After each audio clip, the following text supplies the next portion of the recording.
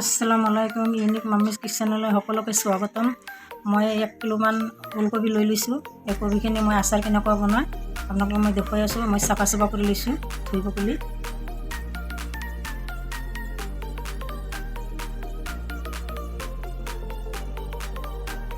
দুটা হৈ গ'ল, এইখিনিতে মই ৰুকি ল'লোঁ আটা দি।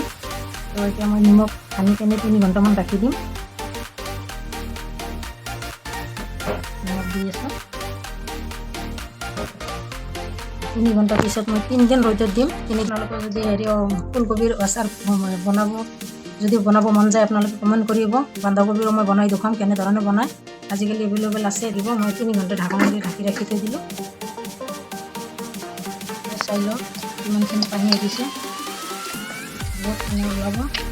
আপোনালোকে যিমান পানী একদম আটি দিব, যিমান অটাব সিমানে তাৰমানে সোনকালে শুকাব। সেইকাৰণে পানী যাতে একটু নৰয়। বেলেগ এটা চৌকাত লৈ লৈছোঁ। একেবাৰে একটু পানী নাই চাওক। এনেকৈ আটি ল'ব। গোটেইখিনি একেলগে আটি লওঁ, ধুনীয়াকৈ অটাই দিম।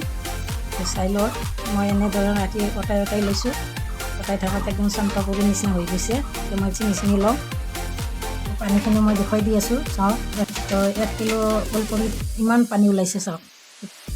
আপোনালোকে ফুলকবিৰো খাই পাইছে, বন্ধাকবিৰ খাই পাইছে চাগে নাজানো। গতিকে ওলকবিৰ খাই পোৱা নাই। মই এতিয়া ওলকবিৰ আচাৰটো দেখুৱাই দি আছোঁ।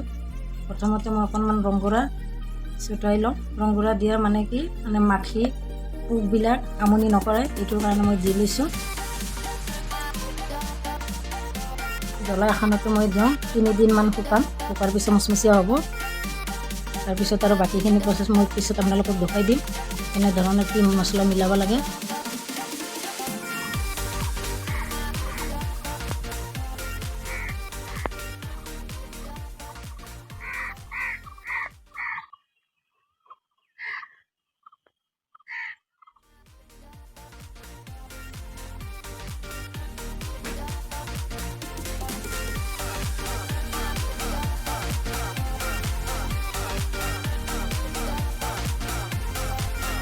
তিনি দিন হৈ গ'ল। 3 দিন মই শুকাই লৈ ল'লোঁ। ধুনীয়াকৈ শুকাইছে। এতিয়া চাওক মচমচীয়া হৈ গৈছে।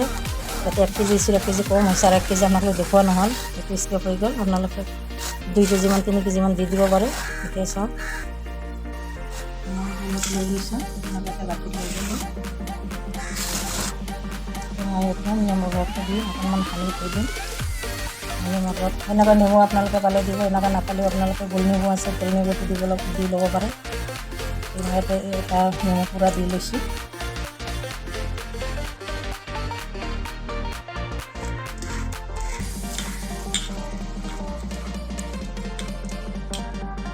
মই 2-3 চামুচ কালা নিমখ মই দি লৈ আছোঁ। আচাৰখিনি খাই ভাল লাগিব। কালা নিমখ অলপ দি লৈছোঁ।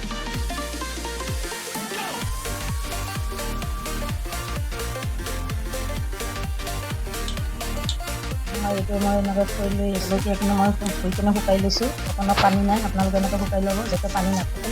মানে আচাৰখিনি বেয়া কৰি দিব। সেইটো কাৰণে মই এতিয়া পিচকৈ কাটি লৈ আছোঁ। মই জলকীয়া কাটিলাকে মই পিচ কৰি ল'ম। এইখিনি কাটা হৈ গ'ল। মই মিক্স কৰি লৈ আছোঁ।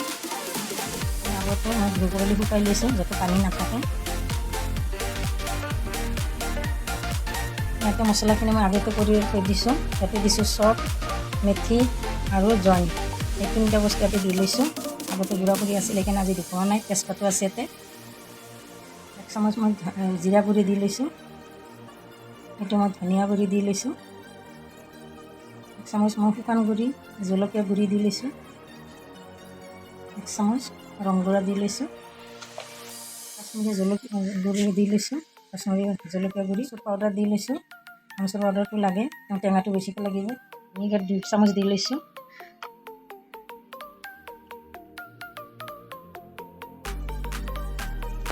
মই সানি পিটিকি লৈ আছোঁ। এতিয়া তেলখিনি গৰম কৰি ঠাণ্ডা কৰি লৈছোঁ। আপোনালোকে ঠাণ্ডা তেলে দিব। ঠাণ্ডা তেল ব্যৱহাৰ কৰিলে ভাল লাগে। আচাৰখিনি বেয়া হৈ নাযায়। নহ'লে হৈ গ'ল মোৰ। এতিয়া মই এনেধৰণৰ বৈয়ামত আপোনালোকে লৈ ল'ব। এনেকৈ শুকাইছোঁ। এখন ধুই পখালি শুকাই লৈছোঁ। অকণো পানী নাই। তেনেকুৱা লৈ ল'ব যাতে পানী নাথাকে। বটলত মই ভৰাই দি আছোঁ।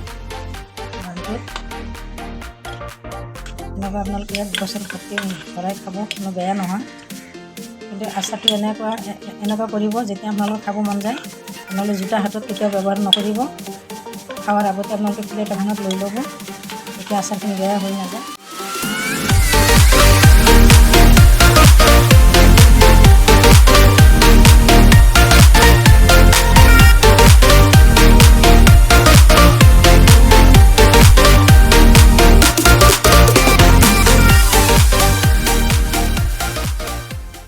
দিয়া ৰৱা হৈ গৈছে, এতিয়া আকৌ অলপমান তেল দি দিছোঁ। আপোনালোকে এনেকুৱা বনাই ল'ব, আচাৰটো চাই কেনেকুৱা লাগিল। আৰু বেলেগ বেলেগ আচাৰ কৰিব, আৰু যদি বন্ধাকবিৰ আচাৰ লাগে তেনেকৈ আপোনালোকে কমেণ্ট কৰিব, মই সেই আচাৰো দিম। ওলকবিৰ আচাৰ ভিডিঅ'টো চাই আপোনালোকে কেনেকুৱা লাগিল, ভাল লাগিলে লাইক কৰিব, কমেণ্ট কৰিব, শ্বেয়াৰ কৰিব, আৰু যোনে নতুনকৈ মোৰ ভিডিঅ'টো চাই আছে তেওঁ এটা ছাবস্ক্ৰাইব কৰি দিব। অহা সপ্তাহত আৰু নতুন ভিডিঅ' এটা লৈ আহিম। আজিৰ কাৰণে ইমানেই। আল্লাহ হাফিজ।